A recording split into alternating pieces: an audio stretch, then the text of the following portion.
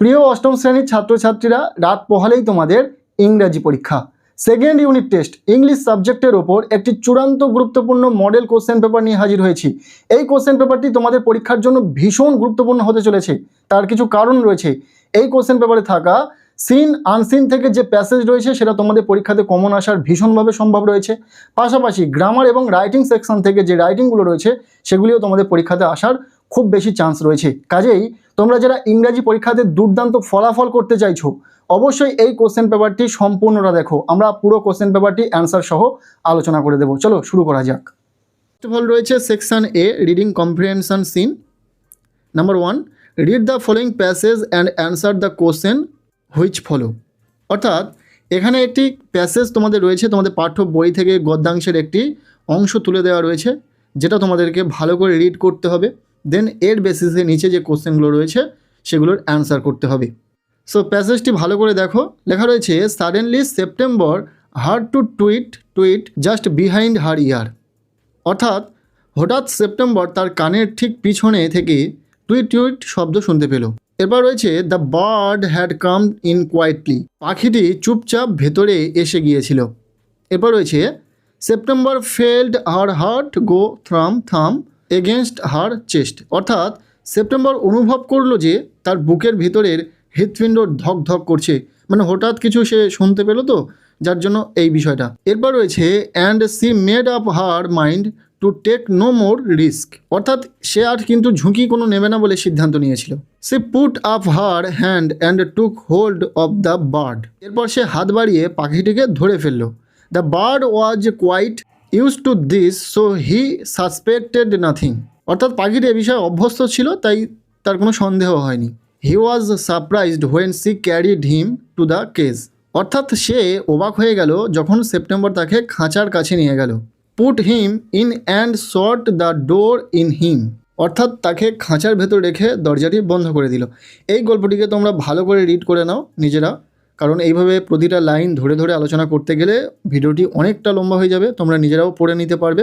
আর যাদের এই গল্পটি পড়া রয়েছে তাদের তো নিচে যে কোশ্চেনগুলো রয়েছে এই প্যাসেজ অনুযায়ী সহজেই অ্যান্সার করতে পারবে। সো চলো সরাসরি কোশ্চেন অ্যান্সারে যাওয়া যাক।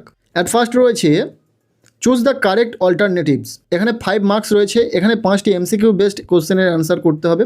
First question, September hard the birds voice. September পাখির ডাক শুনেছিল। তোমরা প্রত্যেকেই জানো অ্যান্সার হবে জাস্ট বিহাইন্ড হার ইয়ার, অর্থাৎ রাইট অ্যান্সার অপশান বি। এবার নাম্বার 2 যে কোশ্চেনটি রয়েছে, the bird ate to be very good. উত্তর হবে, অর্থাৎ পাখিটি খুব ভালো খেয়েছিল কখন? উত্তর হবে ডিনার টাইমতে যে খাওয়াটা খেয়েছিল সেটা খুব ভালো খেয়েছিল। এরপর নাম্বার 3 যে কোশ্চেনটি রয়েছে, দ্য পার্চ ওয়াজ মেড অফ। উত্তর হবে আইভরি। এরপর নাম্বার 4 যে কোশ্চেনটি রয়েছে, the dash where running about hunting that night. উত্তর হবে ক্যাটস। এরপর নাম্বার 5 যে কোশ্চেনটি রয়েছে, দ্য বার্ড ওয়াজ। অ্যান্সার হবে সারপ্রাইজড। এর দাগ থেকে যে কোশ্চেনগুলো ছিল সেগুলোর অ্যান্সার করে দিলাম। এরপর চলে যাও বিদ দাগ, যেখানে রয়েছে fill in the blanks with information from the text. এখানে 2টি শূন্যস্থান পূরণ রয়েছে, সেই ফিল ইন দ্য ব্ল্যাঙ্কস তোমাদেরকে পূরণ করতে হবে যে প্যাসেজটি রয়েছে সেখান থেকে। বোঝা গেল? নাম্বার 1 যে কোশ্চেনটি রয়েছে, the bird was surprised when. কখন? যখন সেপ্টেম্বর পাখিটিকে খাঁচার কাছে নিয়ে গেছিল তখন কিন্তু সে অবাক হয়েছিল। তাই উত্তরটা আমি লিখে দিয়েছি, তোমরা দেখে নাও। এরপর নাম্বার 2 যে কোশ্চেনটি রয়েছে, the bird ate a good supper. অর্থাৎ পাখিটি রাতের খাবার খেয়েছিল ভালো, তারপরে সে কি করেছিল সেটাই জানতে চাওয়া হয়েছে আর কি। এখানে বলা হচ্ছে দ্য বিগেন টু সিং, অর্থাৎ সে গান গাইতে শুরু করেছিল। এরপর রয়েছে নাম্বার সি দাগ, বলা হচ্ছে অ্যান্সার দ্য ফলোয়িং কোশ্চেন্স। এখানে একটি কোশ্চেন রয়েছে, 1 নম্বর রয়েছে, অ্যান্সার করতে হবে। আমরা অ্যান্সার করে দিয়েছি। কোশ্চেনে কি জানতে চাওয়া হয়েছে, why did the bird suspect nothing when princess September put up her hand and took hold of the bird. অর্থাৎ প্রিন্সেস সেপ্টেম্বর যখন পাখিটিকে হাত বাড়িয়ে ধরার চেষ্টা ধরলেন তখন পাখিটির কোনো সন্দেহ হয়নি কেন? এখানে আমরা অ্যান্সারটা লিখে দিয়েছি, because the bird was quite used to princess September holding him in her hands. পাখিটি সেপ্টেম্বর যে ধরে এই বিষয়টিতে পাখিটি অভ্যস্ত ছিল, তাই তার কোনো রকম সন্দেহ হয়নি। আচ্ছা, এরপর রয়েছে নাম্বার 2 দাগ, বলা হচ্ছে read the following extract of the poem and answer the following questions. এখানে একটি পোয়েম রয়েছে যেটাকে ভালো করে তোমরা রিড করে নেবে এবং এর বেসিসে তোমাদেরকে কিন্তু নিচে অ্যান্সার করতে হবে কোশ্চেন রয়েছে। বলতে গেলে তোমাদের প্রত্যেকটি স্কুলে এই যে কবিতার অংশটি এটা আসার সম্ভাবনা খুব বেশি রয়েছে, খুব ভালো করে দেখে রাখবে। এবং এই প্যাসেজটির বেসিসে যে কোশ্চেনগুলো নিচে রয়েছে আমরা সরাসরি সেই কোশ্চেন দেখে নেব, তোমরা কবিতাটি ভালো করে পড়ে নেবে। আচ্ছা, ফার্স্ট রয়েছে টেক দ্য কারেক্ট অ্যান্সার। এখানে 2 মার্কস রয়েছে, দুটি প্রশ্নের অ্যান্সার করতে হবে। Number 1, the sea is compare to a, অর্থাৎ সমুদ্রকে তুলনা করা হয়েছে, অ্যান্সার হবে হান্টিং ডগ, অর্থাৎ ক্ষুধার্ত কুকুরের সাথে। এরপর দ্বিতীয় যে কোশ্চেনটি রয়েছে, the C scene as a dog has, কুকুর রূপে ওই সমুদ্রের কি রয়েছে, অ্যান্সার হবে গ্রেসি পজ। এরপর রয়েছে নাম্বার বি দাগ, বলা হচ্ছে complete the following sentence with information from the text. এখানে তোমাদের ওই কবিতা থেকে কিছু কোশ্চেন রয়েছে, দুটি কোশ্চেন রয়েছে, দুটি কোশ্চেনের অ্যান্সার করতে হবে। প্রপারলি এখানে থাকা সেন্টেন্সগুলোকে কমপ্লিট করতে হবে। ফার্স্ট যেটা রয়েছে, the sea rolls on the beach with his, answer হবে clashing teeth and grassy jaws. এরপর নাম্বার 2 রয়েছে, দ্য জায়েন্ট সি নজ, এরপর হবে the rumbling and tumbling stones হলো। এবার রয়েছে নাম্বার সি দাগ, বলা হচ্ছে অ্যান্সার দ্য ফলোয়িং কোশ্চেন্স। এখানে 2 মার্কস রয়েছে, শর্ট টাইপ কোশ্চেন রয়েছে। Number 1, name the poem and the poet, এটা তোমাদের প্রত্যেকেরই জানা, দ্য সি ফেভার, কবিতার নাম এবং কবির নাম কি সেটা তোমরা নিজেরা কমেন্ট করে জানাও। এরপর নাম্বার 2 দাগে রয়েছে, what does the dog do while it moans, answer হবে it locks its crazy paws. Scene আমাদের কমপ্লিট হলো। সিন থেকে যে দুটি প্যাসেজ ছিল সেখান থেকে যে কোশ্চেনগুলো ছিল সেগুলোর অ্যান্সার আমরা সহ আলোচনা করলাম। এরপর রয়েছে রিডিং কম্প্রিহেনশন আনসিন। নাম্বার 3 থেকে বলছে read the passage and answer the following questions. এখানে একটি আনসিন রয়েছে, একটি প্যাসেজ রয়েছে যেটাকে তোমাদের খুব ভালো করে পড়তে হবে। তোমাদের পরীক্ষাতে আলাদা কিছু থাকতে পারে এবং সেটা পড়ার পর তার বেসিসে যে কোশ্চেনগুলো নিচে থাকবে সেগুলোর অ্যান্সার করতে হবে সঠিকভাবে। এখানে যেটা রয়েছে দেখে নাও, the renowned Indian physicist Meghnath Saha was born is a very poor family, অর্থাৎ বিখ্যাত পদার্থবিজ্ঞানী, ভারতীয় বিখ্যাত পদার্থবিজ্ঞানী মেঘনাথ সাহা একটি অত্যন্ত দরিদ্র পরিবারে জন্মগ্রহণ করেছিলেন। মোটামুটি মেঘনাথ সাহা নিয়ে ছোট্ট একটি বায়োগ্রাফি টাইপের রয়েছে যেটাকে ভালো করে পড়তে হবে। এরপর রয়েছে he was 5th child of his parents, অর্থাৎ তিনি ছিলেন তার বাবা মায়ের 5ম সন্তান। And his father wanted him to start contributing two family earning as soon as possible, অর্থাৎ তার বাবা চাইছিলেন যত তাড়াতাড়ি সম্ভব তিনি পরিবারের উপার্জনে সাহায্য করতে শুরু করুক। এরপর রয়েছে he was able to step into a school only because a kind hearted neighbour agreed to pay his tuition fees, অর্থাৎ তিনি স্কুলে পড়ার সুযোগ পেয়েছিলেন এই কারণে যে শুধুমাত্র তার প্রতিবেশী একজন ছিলেন যিনি কিনা টিউশন ফি দিতে রাজি হয়েছিলেন।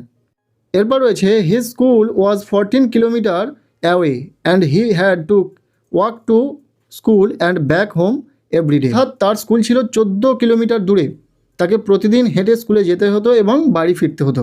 Walking 28 kilometres a day was hard labour but it only whetted his thirst for knowledge, অর্থাৎ প্রতিদিন 28 কিলোমিটার হাঁটা ছিল খুবই কঠিন পরিশ্রম, কিন্তু তাতে তার জ্ঞান অর্জনের তৃষ্ণা আরও বেড়ে গিয়েছিল। এভাবে পুরোটা তোমরা এইভাবে পড়ে নাও। এই প্যাসেজটি ইম্পর্টেন্ট রয়েছে, পরীক্ষাতে আসলেও আসতে পারে। এবার প্রতিটা স্কুলে কি আসবে, কিছু কিছু স্কুলে তো অবশ্যই থাকবে। সম্পূর্ণ প্যাসেজটি তোমরা ভালো করে রিড করো, দেন এর বেসিসে যে কোশ্চেনগুলো নিচে রয়েছে যেগুলো আমরা অ্যান্সার সহ দেখে নেব। ফার্স্ট রয়েছে নাম্বার এ দাগ, বলা হচ্ছে অ্যান্সার দ্য ফলোয়িং কোশ্চেন্স। এখানে 3 মার্কস রয়েছে, 3টে কোশ্চেনের অ্যান্সার করতে হবে। দেখে নাও। First question, who was Meghnath Saha, Meghnath Saha কে ছিলেন, অ্যান্সার হবে Meghnath Saha was a renowned Indian physicist, অর্থাৎ মেঘনাথ সাহা ছিলেন ভারতীয় একজন বিখ্যাত পদার্থবিজ্ঞানী। Next question, what did his father want him to do, তার বাবা কি চেয়েছিলেন, তিনি কি করুক, এটা চেয়েছিলেন কি, অ্যান্সার হবে his father wanted him to start contributing to the family income as soon as possible. এরপর নাম্বার 3 থেকে যে কোশ্চেনটি রয়েছে, how could he supplement the family income, এখানে আমরা অ্যান্সারটা করে দিয়েছি। He supplemented the family income by giving tuition in physics and mathematics. এখানে প্রতিটা কোশ্চেনের সঠিক অ্যান্সার তোমরা পেলে। এরপর রয়েছে নাম্বার বি দাগ, বলা হচ্ছে right T for true and F for false. এখানে সত্য মিথ্যা রয়েছে, যেখানে সত্য হবে সেখানে টি লিখতে হবে এবং যেখানে মিথ্যা হবে সেটাতে পাশে এফ লিখতে হবে, ফলস। নাম্বার 1 যে কোশ্চেনটি রয়েছে, Meghnad was the eldest soon as the family. অর্থাৎ এখানে যেটা বলছে, মেঘনাদ কি পরিবারের বড় ছেলে ছিল? একদমই নয়, সে সবার ছোট, ফিফথ, তাই এটা ফলস হবে, এফ লিখে দিলাম যার জন্য। এরপর রয়েছে he was strong in physics and mathematics. তিনি কি পদার্থবিজ্ঞান এবং গণিতে দক্ষ ছিলেন? এটা একদম রাইট, তাই এটা ট্রু হবে। এরপর নাম্বার 3 রয়েছে Meghnad contributed to his family income. এটাও ট্রু হবে। এরপর নাম্বার 4 রয়েছে a kind hearted neighbour helped Meghnad. অর্থাৎ একজন দয়ালু প্রতিবেশী কি মেঘনাদকে সাহায্য করেছিলেন? উত্তরটা হ্যাঁ, তাই এখানে ট্রু হবে। এরপর কোশ্চেন পেপারে রয়েছে number C, find out words from the passage which mean the following. অর্থাৎ এখানে যে শব্দ রয়েছে তার অর্থবোধক, সেই শব্দের অর্থবোধক একটি শব্দ তোমাদের ওই প্যাসেজ থেকে খুঁজে লিখতে হবে। যেমন এখানে ফার্স্ট রয়েছে ফেমাস। ফেমাস মানে কি? বিখ্যাত। এবং এখানে রিনাউন্ড ইউজ হয়েছে প্যাসেজে, সেটাও কিন্তু বিখ্যাত। আর্নিং মানে উপার্জন করা, এছাড়াও ইনকাম মানেও আয় করা বা আয়। ঠিক আছে। এরপর রয়েছে গ্রামার, গ্রামার অ্যান্ড ভোকাবুলারি, যেটাকে তোমরা খুব ভালো করে দেখে নাও। এখানে আমরা প্রতিটা গ্রামার এখানে করে দিয়েছি। গ্রামার থেকে যেগুলো রয়েছে এখানে জয়েনিং, ফ্রেজাল ভার্ব প্রভৃতি থেকে যে কোশ্চেনগুলো ছিল সেগুলোর অ্যান্সার আমরা করে দিয়েছি। তোমরা একটু ভিডিও পজ করে করে দেখে নাও, কারণ ভিডিওটা অনেকটা বড় হয়ে যাচ্ছে, যার কারণে কিন্তু আমি আর বলছি না পুরোপুরি ডিটেলস। এরপর রয়েছে number C, section C, writing skill. পরীক্ষাতে দুটি রাইটিং থাকবে, একটি লিখতে হবে।